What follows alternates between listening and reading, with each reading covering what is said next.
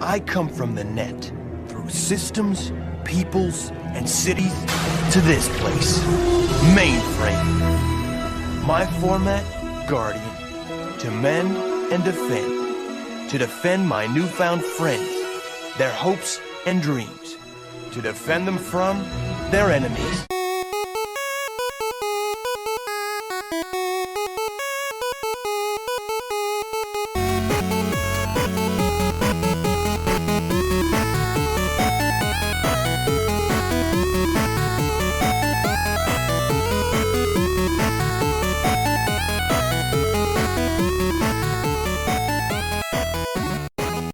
Hey there, everybody. Welcome to another episode of Classic Gaming Brothers. I'm Seth. And I'm Zach. And we are the Classic Gaming Brothers. That's right. We are the Classic Gaming Brothers. That's right. Mm-hmm. Do you feel that? The air. That's right. That's the autumn air. The autumn air. I was going to say the air conditioning because that's when it turns on during the winter. Oh, yeah. We don't know why. We have heat. Oh, we know why. Producer Doug likes to keep us awake. Well, he keeps the heat on during the summer and the air conditioner during the winter. Yeah. Some may actually say it's just because we leave the windows open and we don't actually have any air conditioner. But yeah, that's probably the more likely thing that's going on in this scenario. Well, maybe we should shut the window. There's a lock on the window. Like the lock. I can't pull it down. It's locked up at the top. It has a note here saying won't close until you talk about Golden Sun. Oh, well, guess we gotta bundle up. It's not going to be a Golden Sun episode. But before we get into today's episode, Seth, what have you been recently playing? Recently, I've been playing a game called Outer Worlds 2, which was developed by Obsidian and published by Microsoft and released October 29th of 2025. Is that the sequel to a game called Outer Worlds 1? Well, no, the first game is not called Outer Worlds 1. It's in fact just called Outer Worlds. When you're a singular thing, you don't need to put numbers on. I am a big fan of Outer Worlds and bought Outer Worlds 2 on day one, especially after they lowered the price because I was kind of mad that they had a really ridiculous price for the base version. I think they went to $79.99 or something like that. It was like $100 for like the deluxe pack and then like $79.99 or something like that for the game for the base package. And I really didn't want to pay $80 for a video game. Yeah, that's fair. But they lowered it to I think $69.99. $70 is better than $80. That's true. But it's a solid AAA game. I've played about 16 hours of the game already. I'm still on the first planet and I'm really digging it, actually. They made some adjustments to the game that I actually really enjoy, specifically when it comes to the skill tree and for the perk tree, or the various different perks that you can acquire. So yeah, they have these like skills, and then you can earn some positive traits, negative traits, and then there's perks throughout the game. Negative traits, sometimes the game will just decide that you will have the negative trait. I believe at higher difficulties, or you could turn the option off, you can just, I think, auto accept them, or they prompt it to you and you say whether or not you want it. It's based on actions that you're doing, so I was crouching a lot in the game, and they gave me the perk that had bad knees. And then there was another one. I never used my health pack. So there in the game, there's like various different, you have like an inhaler in the game, and in the inhaler you can mix concoctions of drugs to make yourself like, it's kind of like Fallout with like stim packs and stuff like that, except you can be faster or stronger, so on and so forth, with also healing. However, the way they offset this in Outer Worlds 2 is that you have a toxicity level, and you can spike your toxicity level when you take healing in, which could ultimately just kill you from being poisoned, which is just like real life. Sometimes the drugs you take to heal you are the drugs that will kill you as well. So I was avoiding them, not for lack of trying, I wasn't avoiding them for any roleplay reasons or anything. I just wasn't using them. And so they gave me the teetotaler negative trait, which made it so that if I took medication or drugs, they would be like doubly effective, but also I was more vulnerable to toxicity from taking them. And I was like, that's fine. Yeah, I'm fine. Like, so my healing is going to be more effective, and I'm just going it's gonna be a little more toxic. So I took that negative trait. I was like, that's fine, it works for me. The character that I'm playing is an ex-convict. He's an ex-convict because he joined the Earth Directorate. It's an organization of like liberators, and that's liberators with a lot of quotey fingers around this because it's Outer Worlds, so there's a lot of satire. So essentially the Earth Director comes into places and sends in strike teams to help bring freedom to people, and that freedom usually involves the Earth Directorate killing a lot of people, and sometimes not also freeing them, but also just letting another corporation take over, or them just leaving, or them taking over. It's very weird. So my character's background is that he was a convict who was told, hey, you're in prison. Do you want to get out of prison? You could be a member of the Earth Directorate. And he said, sounds great. And so then he then goes and becomes a commander of his own starship and his own little crew of team. And so now he's like a respected member of the Earth Directorate. There's some early game plot that I don't want to ruin because the game is very new, but it definitely has like a pretty good twist in the beginning of the game that I won't mention. But the character ultimately that I'm playing is kind of anti everything, and he just likes stealing things. One of the early games, so I'm going to go back a little bit. I want to talk about the skills before I get into my little fun story. So the game has a number of skills like guns and lockpick, hacking, like being observant. But in the skills, there's various different skills that you can do, and you don't get a lot of points. You can specialize in 2 skills, which gives you an additional point, and then you can really only, if you want to max out the skills, you can really only go down 3 skill points, 3 skills in total. You really can't branch out. So my character is speech, lockpick, and then a little bit of engineering, and that's it. So I don't get benefits to guns, medicine, all these other different skills that are out there I don't get. And so I just kind of deal with my choices. The game gives you multiple options to accomplish the same goals, which is kind of cool. So like if you're paying attention, maybe you can't, because you didn't have the hacking skill, hack open the door, but maybe there's a locked hatch on the roof that you can climb into. So it's kind of cool that it gives you those options. As I was saying, I told Zach this story, and I'll tell everyone else this story. Part of the lockpick progression is the ability to pick people's pockets, because that just naturally goes with lockpicking. And throughout the game, I was exploring, and I came across a scarecrow. And on the scarecrow, he had a bucket. And I took the bucket from the scarecrow. And the bucket, because it's a bucket, decides that if you wear it, you can't see out of it, and the game forces you to play when you're wearing the bucket. It forces you to play in first person. Any other helmet, you can play in third person. But when you wear the bucket, it's first person only, and you have only 2 little slits that you can look out of, and it's not a great vision. But if you're wearing the bucket, because it's a upside down bucket, if you stay perfectly still, you are 100% invisible. Now you say, that's a pretty cool skill. It's not going to help you in combat because you move around a lot in combat, right? Maybe you could stand and shoot somewhere, and then you can't really see that well because the game forces you to play in first person. You don't have really good eyesight. So how is this beneficial to you? Well, I just mentioned my character's skilled with pickpocketing. Well, if you take the ability to stand in one place and be invisible and be able to pickpocket, you are allowed to pickpocket anyone in the game. Without any issues. I've done this so far. I've decided that the character that I'm playing, he's ultimately a nice person, and he doesn't like corporations, but he likes people. He tries to do the right thing. He tries to solve things with peaceful versus violence, but he's very much a kleptomaniac and steals everything. And so he's like, yes, I will help you, and I will save your village or do your chores or whatever, but I'll also take everything from you because he's not an ex-convict because he spent time in the space prison and was released on good behavior. He's an ex-convict who became an ex through a pardon ship, as it were. But yeah, so it's been a great time. I've been really enjoying it, and I'm excited to see where the game goes. It's definitely something where it's really fun, satirical type of humor. The game opens up to a dialogue choice. So when you boot the game in, you're just greeted with a character, and then he asks you in a dialogue option what you want to do. And so like you can continue the game, and he comments on how your game's going, and then you can continue the game,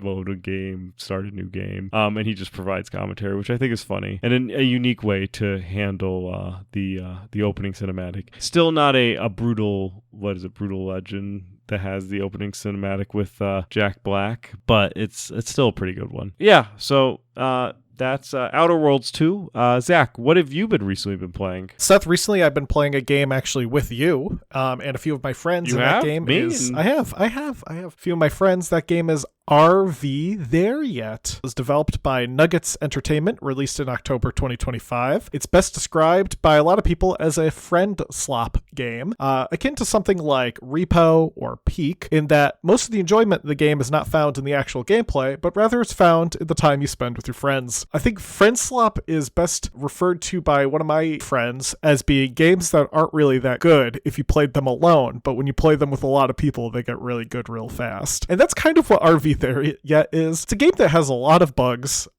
is a little janky, but when you play it with a good group of people, like the people that we've been playing it with, it's a riot. RV There Yet is a co-op game where you play as just a bunch of dudes driving home in your manual transmission RV. The road that you usually take to get home from your camping spot is blocked, so you are required to take the RV down the unbeaten path, which often means taking it over ravines or up perilous roads, such as up cliff sides, up like scaffolding or weird elevator things. And all the while, you just drink copious amounts of beer, you smoke copious amounts of cigarettes, and you avoid bears and rattlesnakes. It's a bizarre game, but I think it's one of those games that I really like playing with people because it lends itself to moments that you can only have in a game like this. For example, one time when Seth and I were playing, we booted into the game, we got back to a save that we were in, so we started off in a place that we were familiar with. I walked ahead a bit to go check something, and everyone climbed into the RV except for me, and then the RV exploded and it went flying into the air. So all I heard was, and the game uses VoIP, so the further away from people are, sometimes you can't hear them as well, so all I just heard was everyone going no, and I turned around and just saw the RV rocketing into the air, spinning out of control, and I was like, man, only that could happen in RV There Yet. And I think for Seth the game crashed, and for Nathan he got very dizzy. The game only crashed when I was pushed off very far from the map. I did get out of the RV because I knew if I fell any distance I would die, but if I landed while sitting in the RV, it's possible that I could live. But I went elsewhere, and the RV went somewhere else with me. It's a fun game. It is definitely a fun game. I really like the aesthetic. I like that you all look like the same person. I think that's kind of funny. I think that the physics is pretty good, which I guess is it's a physics type game, so it really needs to be on point. But like things react relatively in the way that you think they should react, which is good. It's predictable. I'm pretty sure that we only bought this game because I randomly was served an ad for it, or like flipped into it, and it was like $7. Yeah. I was like, this game looks stupid, but like in a good way. I mean, my assessment was right. It was, in fact, stupid in a good way. Yeah, it is very stupid in a good way, but I love it. I felt like we were like early to it too, which was nice. Yeah, we were. It's kind of now it's been a really popular game, and it recently they've made some updates to it, and there's also been like news about it selling really well over the course of like a weekend. But when we picked it up, there wasn't that many reviews. I think it was just people kind of goofing around from like Reddit or 4chan or something, that were like leaving reviews. But now it's kind of picked up some interest. I think Twitch streamers and stuff have been playing it, so it's kind of garnered a bit more of attention, but in a good way, the same way that Peak or Repo got picked up by Twitch streamers and became a bit more popular. I definitely look forward to playing more RV There Yet. One of my friends is out of the country right now, so that's one of the reasons we haven't jumped back into it. So once that friend is back, we'll probably pick up the game. Maybe again, try to finish it off. But that's RV There Yet. today's episode, though, we are, as alluded to earlier, we are not talking about Golden Sun, much to producer Doug's chagrin, and we're not really talking about a video game. We're going to talk about a video game a bit later, but we're focusing primarily on a TV show that Seth and I grew up watching called Reboot. In terms of my memories of Reboot, I definitely remember watching it, probably in the later part of the 1990s or early 2000s. I definitely think I watched it when season 4 was airing in the early 2000s on Cartoon Network. I don't remember, though, like any specific episode besides this one episode, and I've been having trouble finding the name of the episode, but I remember there was some glitch going on where different elements of the different worlds were blending with each other. So all of the characters were taking on forms from other games. One of them looks like Darth Vader. And I just remember that very clearly. One of the characters looked like Darth Vader. Oh, I think it might have been Life's a Glitch, the episode that came after My Two Bobs. I think it is Life's a Glitch. Yes, yeah, Matrix becomes a Darth Vader figure. That's why I remembered it. So I remembered that episode very clearly. I don't really remember any of the other episodes, plot-wise. I do remember, the aesthetic of the show. I remember what Bob looked like. I remember Megabyte. And I think the aesthetic always appealed to me. I was a big fan of Tron at the time. Our father had shown us Tron on VHS, so I'd really liked that movie, and Reboot felt a lot like Tron. I really liked the idea that these people live in a computer, and that whenever a game gets played, they get, trapped in the part of the city that the game is taking over, and people get turned into NPCs and they have to fight the user. And I just thought I think that's a very fun twist on the idea of the ghost in the machine is alive sort of thing. But Seth, what about you? What are some of your memories of Reboot? So I watched a lot of the show, right? So I'm pretty sure I watched it when it first came out. I watched most of the series. I don't know if I watched it in order. It came out during the time when television was a thing, and you kind of just watched what you watched because it was on the TV. And it was an interesting time in life because we had TV time, which was the time that was allocated to us by our parents to watch TV, and then we had whatever was on TV at the time. Yeah. Sometimes you could plan and say hey, I want to watch a show at 8 o'clock, and you have to make sure if you only had one TV in the house and your older sister wanted to watch a show at 8 o'clock and you also wanted to watch a show at 8 o'clock, sometimes you won, sometimes you didn't. And so that's where I watched a lot of Reboot. I don't know if I watched a lot of Reboot in order, and I'm not exactly sure what I've seen of the show, except that I've seen a lot of it. I think at some point in time, somewhere in my collection, I might have the entire series. I don't believe it's in... I don't know if it's available higher than 420 or 720 unless someone went out and upscaled it. I definitely remember there was, Megabyte was very much a Dr. Robotnik type figure in the show. There was Hexadecimal, which was one of the villains. I'm sure we'll go into describing the various different characters in it, but I think my favorite episode though involves, because I really like Middle Ages and medieval times, and there is a Reboot episode where the game is that they all go into the medieval time and they have to be knights and stuff, and I always like those type of things. So that was probably my favorite episode, which let me see if I can figure that episode out real quick. Wizards, Warriors, and a word from our sponsors. Now, mind you, it's probably also a reason why I got into Dungeons and Dragons and all of that, but there was season 1, episode 9 was called Wizards, Warriors, and a word from our sponsors, and they join a multi-level mud, essentially, and they all play Bob, Dot, Enzo, and the Mike TV going through it. Dot was a wizard, Enzo was like a archer or some variety. Bob was a thief, and Mike the TV was a barbarian. And Mike the TV is a word from our sponsor because he's the announcer guy, which he's a funny character.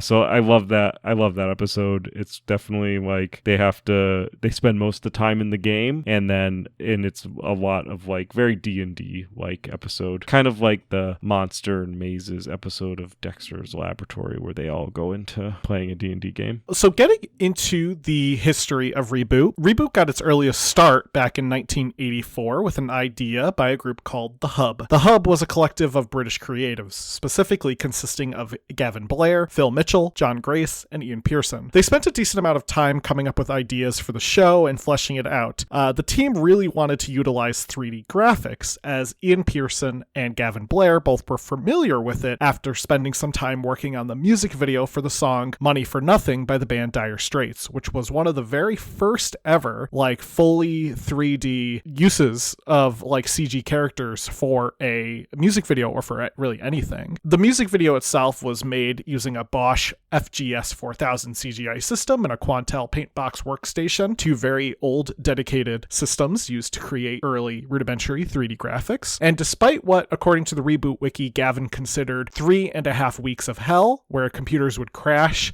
data was lost, and at one point the building got struck with lightning and wiped out all of their systems. It left them inspired, and they really wanted to take this idea to the next level. Gavin and Ian would begin discussing an idea that they had for a cartoon that used computer animation instead of traditional animation. They would soon be joined by Phil Mitchell, who was a college friend of Gavin's, and John Grace, who was a colleague and university teacher. They would reach out to comic artist Ian Gibson, best known for working on Judge Dredd and Robo Hunter, who would put together some storyboards and some concept art for the show, coming up with some of the early designs. The team would move to Vancouver, largely to make use of the tax credits and relative closeness to LA.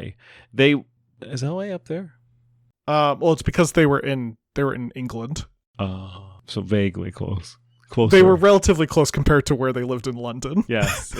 They would establish the studio Mainframe Studios and continue to work on the idea. One problem they encountered was the graphics that were being used for the Money for Nothing music video were just not advanced enough to do an entire television show. We talked about it when we talked about Tron, but CGI in that movie took almost 7 hours of frame to produce. Now, imagine trying to get an entirely CGI show being produced at that scale, released in certain times, and creation of a certain amount of episodes. Significant amount of time required. According to the documentary Reboot Rewind, one of the earliest outlines was written in 1989, and it was called Reboot: Adventures on the Mainframe. In this early version of the show, the three main characters would be called Chip, Dee, and Ferret, and be part of a group called the Ram Pack. Hopefully they were all in whatever the sequential amount of, powers of 2, who had developed a sentient thought outside of a digital world that they live in. Some of the elements from this earliest design would remain, specifically the names for the villains, Hexadecimal and Megabyte, because those names are cool. Some of the early sketches from this 1989 version showed obvious influence of the Dire Straits music video, with characters being far more angular and blocky. It was decided early on to set the story inside a computer. This was partially done to ease with the design of the show, as things could be represented by blocky modules, straight lines, and having more mechanical animations due to everything being technological. Because if you've ever opened up a computer, now mind you, this is like opening up a computer in the early 90s, late 80s, there was definitely just boring old chips and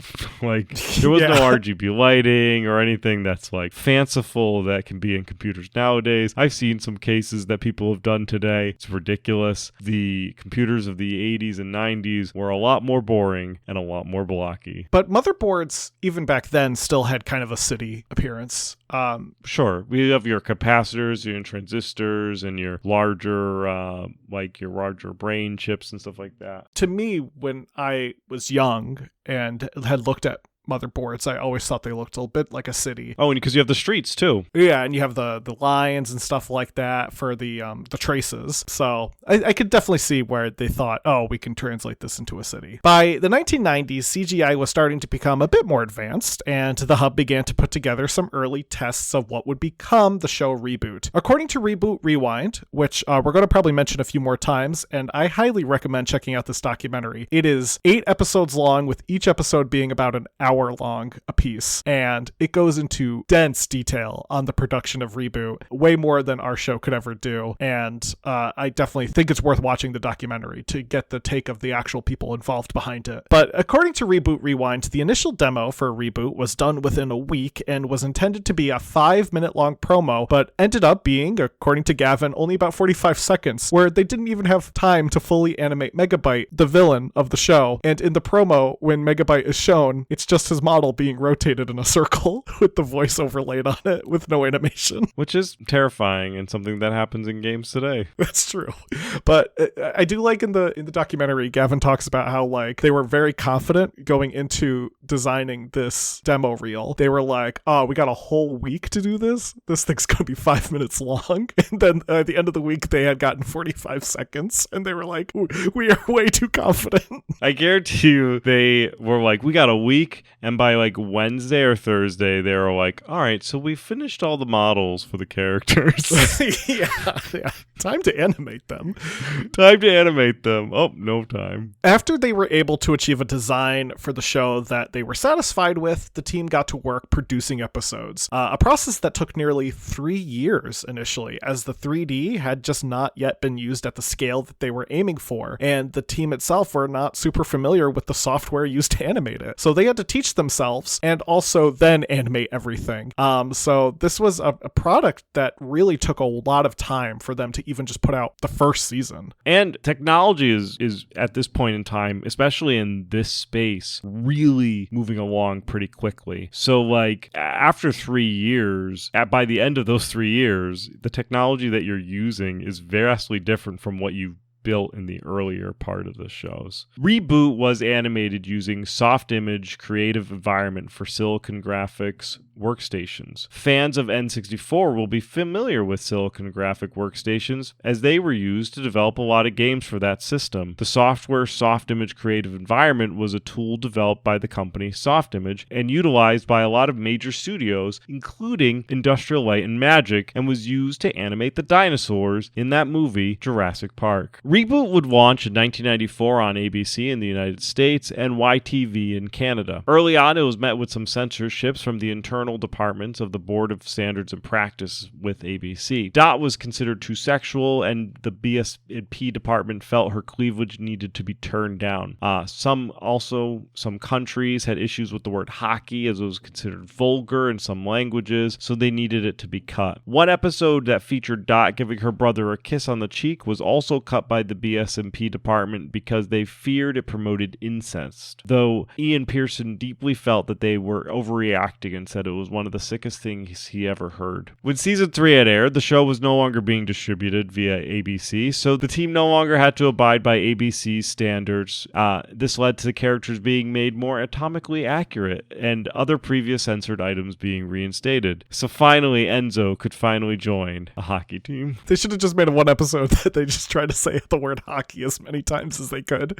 I feel like they did something somewhat silly like that, where they did it with the first episode that they did a bunch of things that they would have previously been yelled at. I'm pretty sure that happened. But yeah, and then everyone looked normal again. Reboot is a show about a group of characters who live within a computer. It focuses on Bob and his friend Dot Matrix, who is the owner of a local diner, and her brother Enzo. They also have a dog named Frisket, and Bob is Guardian number 452 of the world that they live in, known as Mainframe, which is a digital world that makes up the inner workings of the computer system. The world is constantly threatened by 2 viruses known as Hexadecimal and Megabyte. Hex looks like a weird spider lady, while Megabyte has a big chin and weird red fins on his head that are supposed to be his hair, but are just solid because and he reminds me a lot of Dr. Robotnik because he also had some doopy robots that were his the red robot and the blue robot who were kind of dumb, and they kind of reminded me of the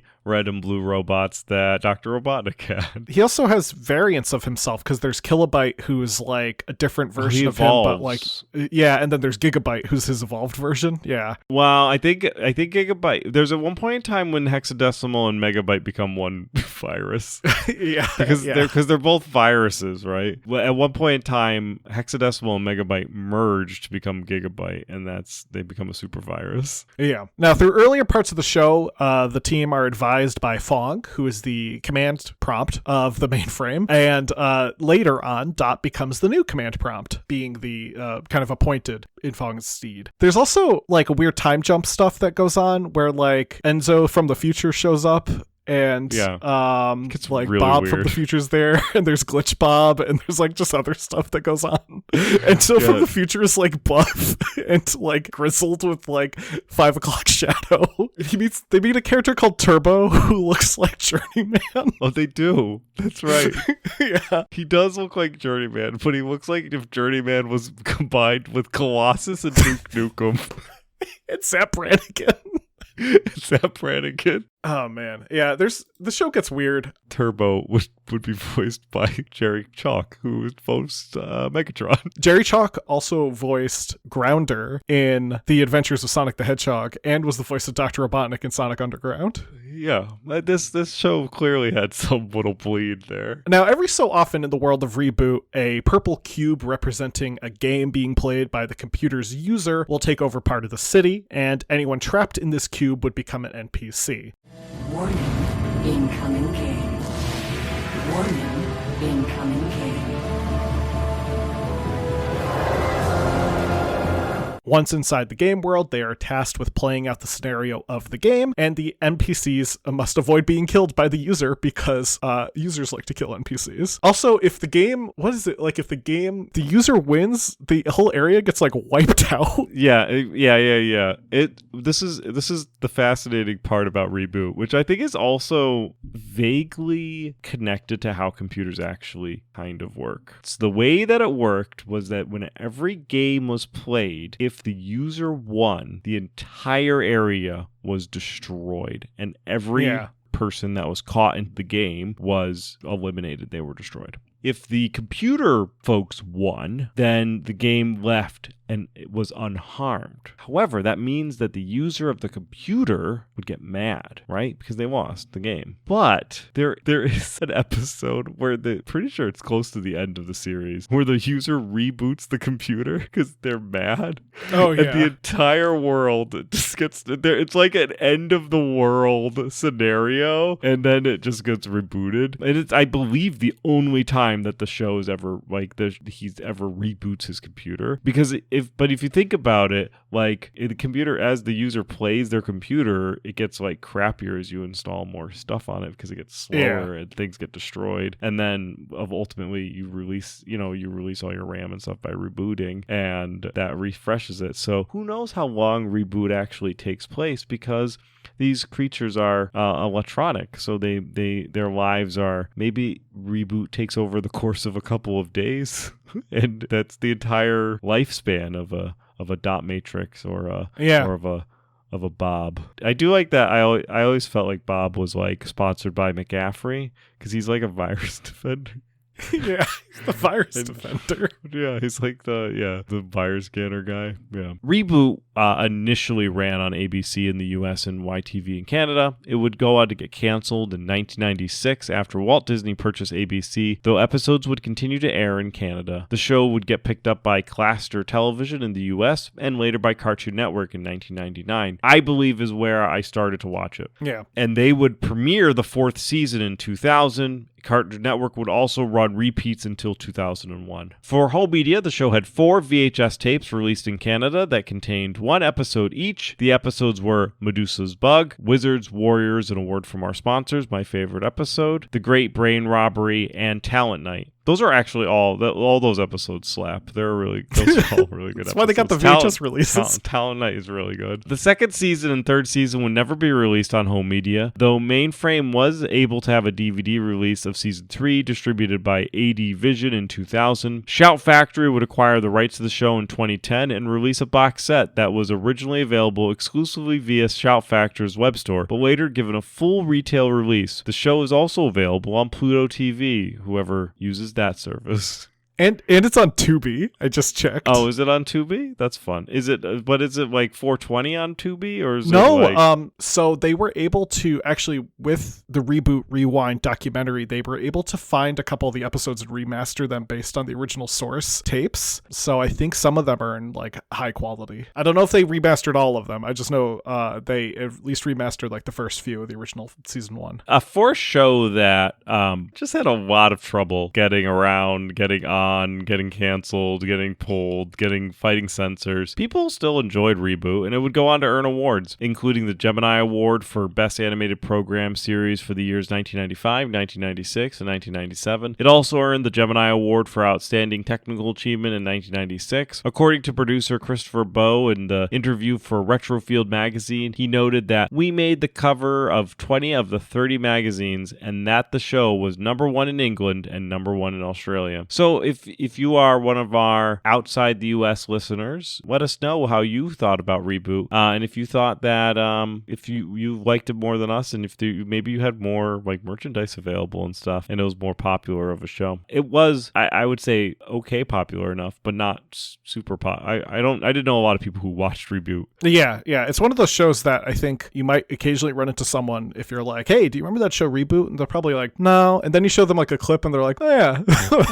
It's like a fever dream. Yeah. All they could see is the freaking Journeyman Colossus Man. Now, of course, because the show was about video games, it had a video game made about it. By chance, Electronic Arts, EA, had an office in Canada very close to Mainframe. This led to both companies engaging in discussion and the production of a game based on the show. Production began in 1995, and the final game would be released in March of 1998. Reboot was released on PS1 and is a third-person action game where you take on the role of Bob. You're equipped with a gun and you skate around town on so Bob had this like weird, not really skateboard, he had these weird glowing discs that he could stand on and they allowed him to go fast. You use those and it's kind of like you're skating on a skateboard with them, and you'd shoot at different enemies with your gun. The gameplay is a lot like Tony Hawk Pro Skater, but if Tony Hawk had a pistol. So what I would consider to be the superior version of Tony Hawk Pro Skater. Throughout the game, you can acquire better weaponry as well as items called key tools, which were these things that were in the show that Bob could use to like hack into different enemies or their weaponry itself. The plot is primarily focused on Megabyte using energy tears to take over Mainframe. Bob is tasked with mending the tears while fighting off Megabyte's different cronies. The game did decently on release. Next Generation gave it 3 out of 5 stars. IGN gave it 7 out of 10. PlayStation, the official magazine, gave it 3.5 out of 5 stars. One negative review, though, came from GameSpot, who criticized the in-game camera and the mediocre gameplay. Which, you know what, GameSpot? I want to see why you think Tony Hawk Pro Skater with a pistol is considered mediocre. I did look up the minions of Megabyte they were named Hack and Slash. They are Hack and Slash. Yeah. Oh, that's a good name. Also, interesting choice on the toy developers. They did release a number of action figures for Reboot. Some of them terrifying, but they decided to release so there's a character they introduce in season 4 or 5. Whenever Weird Time Enzo guy joins the scene, whenever Enzo becomes the main character, or when he becomes like Weird Time Enzo. And Old Man Enzo, he has a girlfriend named Andrelia, and she's like an aquatic lady from, I think she's from an aquatic game or something. Yeah. They made action figures for her. They made an action figure for Old Man Enzo, Future Bob, and Andrelia. They also made a black version of Hexadecimal as an action figure. But so far, they've made a lot of action figures. None of them of Turbo, which makes me really mad because I really wanted to own a Journeyman Colossus action figure.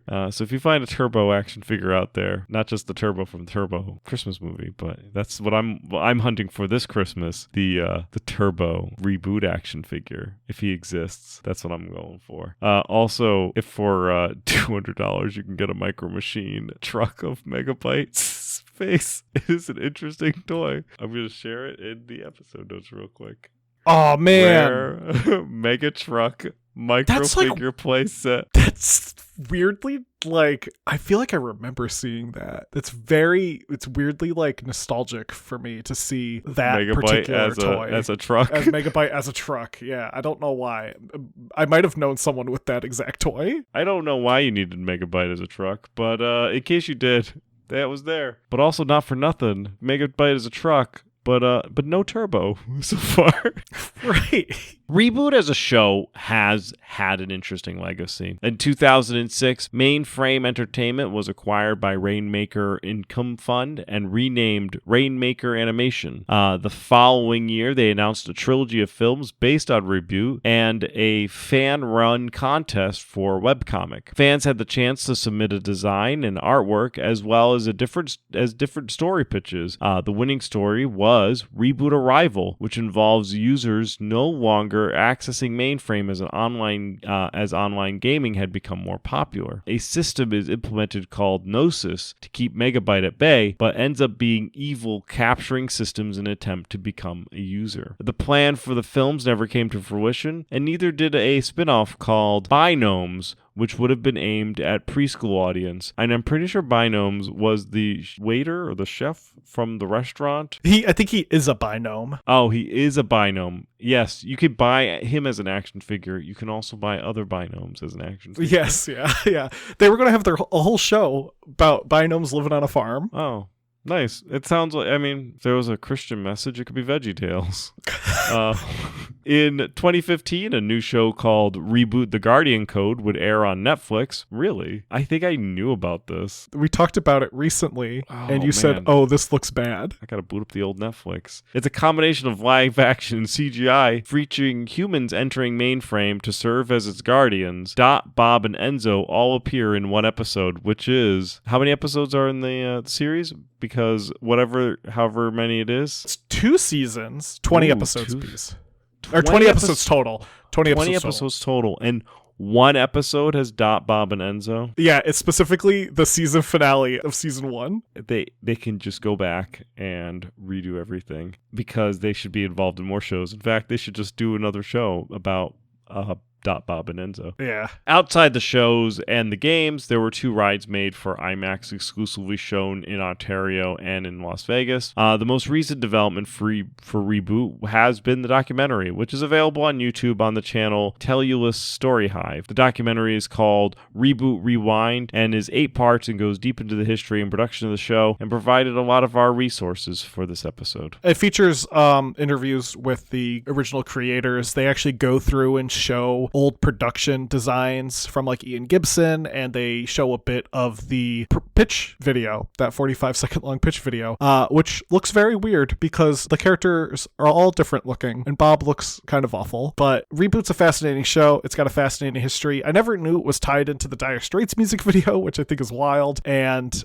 it's definitely a show that I want to revisit. So maybe I'll try to watch some episodes. Getting into our Retro Rewind, Seth had me play Willow the arcade game. Willow was developed by Capcom and released in the arcades in 1989. Unlike the NES game, which Seth played in the last episode, which is an action role-playing game, Willow for the arcade is a run-and-gun platformer. You play as Willow, and you must run across the world to save a baby from the evil witch queen, Bavmorda. It's a fun game, with the usual frustrations you get from arcade titles, such as easy or cheap deaths that were definitely designed to sink quarters out of you. However, I didn't hate it. I could actually see myself playing it again. I thought the music was catchy. I thought the gameplay was pretty snappy. Overall, I enjoyed it. I think it holds up. It would be fun to actually play it in arcades versus emulated, but I did like what I played. Next week, Seth, you can play Taz in Escape from Mars for the Sega Genesis. Great, thanks. Zach had me play Ultima Quest for the Avatar for the NES, released originally under the name Ultima 4 Quest for the Avatar back in 1985, and was developed and published by Origin Systems. It was the 4th game of the series, though Zach wanted me play specifically the NES game, which was not released in 1985, but was released in 1989 for the Famicom and 1990 for the NES. Ultima Quest for the Avatar would also be released on a number of different systems, all the usual suspects from the Amstrad, Amiga, and all those guys. The NES game is very deviant from the original game, though, where they changed up the graphics and the music, and the dialogue was reduced, which, don't worry, there's still a lot of talking. The party was also limited to 4 versus the full 7, like in the other game. A number of changes done to the game were all because of getting it to a single cartridge versus having it on multiple floppy disks. Even still, the game is really good, especially for the time period. Richard Garriott Garriott has a knack for building worlds and telling stories that is reflective in his Ultima game series. I booted the game up and I played through as quickly as you can with these games. Definitely these are games where you would want to have like a time to really sit down and enjoy, not really playing them to get kind of a fast take, which is how I generally play through my Retro Rewind sometimes. But I still wasn't able to like really put it down because it was not like NES hard. It was just like it was